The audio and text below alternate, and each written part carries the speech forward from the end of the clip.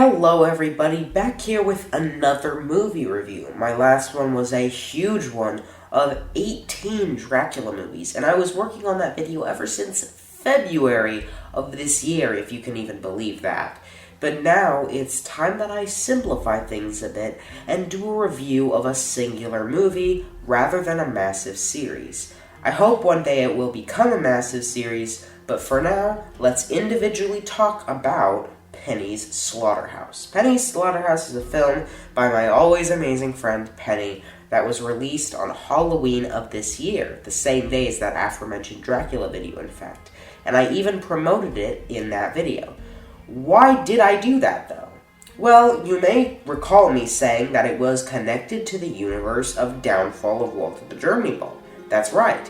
Not only am I reviewing this film as it is made by my friend, and of course I'm going to review something that a close friend of mine made, but it is also connected to my own film, Downfall of WalterTheGermanyBall. Now, I don't know all the details about Penny's Slaughterhouse, even though I'd love to. Maybe I should do an interview with Penny, and if you're watching this, Penny, let me know if you'd like to do that. But I do know that production was an interesting journey, and I saw many of the ideas, such as the first-person perspective and sort of video game style, earlier this year, with some videos that I believe have been removed and repurposed as clips for Penny's Slaughterhouse. It's good that Penny experimented with this film and tried to create a distinctive style. That's always something admirable with any kind of media. It was revealed with a teaser on the 14th of October, just about 2 weeks before the official release.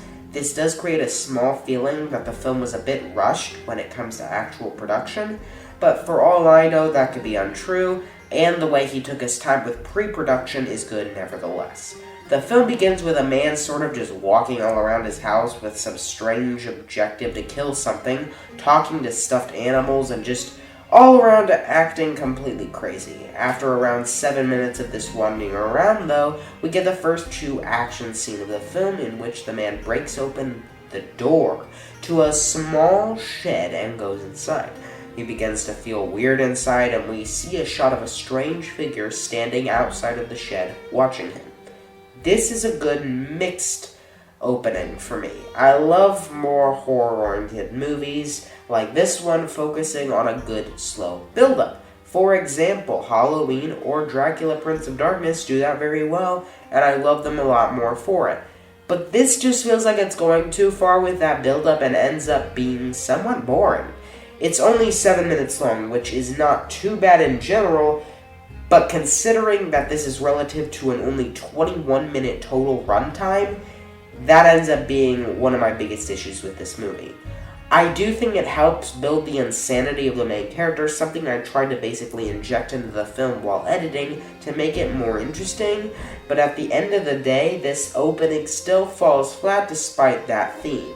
When Penny shows up, we have a great tense scene that I actually enjoyed, followed by the main character falling over and being weakened. It's a good scene that starts to make things more interesting. Then we have a few more moments of wandering around to basically bring us to the next good scene, which is personally my favorite. The sudden surprise of Penny stabbing the man in the side and his struggle to get back up is very entertaining, and I feel like putting in the Rager Bear theme from Days Gone as the music for this was the right choice. It doesn't make much sense that Penny wouldn't just finish him off right there, but nevertheless, it is at least an entertaining scene. Then, after just a little while longer, Penny shows back up and attacks the man again, kicking off the pretty well done finale. It's more entertaining than most of the other parts of the film, and does have some nice acting for Penny playing both characters, which is another thing I admire about the film. I dislike how it boils down to the man going in and out of the house over and over, and it gets a bit stale, but still remains tense and pretty good. I really do love the final scene in which Penny kills the man. Penny did a great job playing both characters and portraying their final confrontation here. And I really did like the ending, because unlike many films these days, the villain actually prevailed and killed the hero, something I always appreciate seeing to differentiate the movie. After that, we have the credits, then I show up and the prequel gets revealed, and that's all fine and good. But now it's time for me to break down what I liked and disliked. Okay, so I liked the idea of the main character being crazy. I liked the idea of a slow build-up. I really liked how damn creepy Penny was. I liked how all the action scenes were entertaining and well done considering the limitations. I really liked the acting, considering how Penny had to play both characters. The first-person perspective is actually a really cool idea, and the movie keeps it short and simple, which I really like.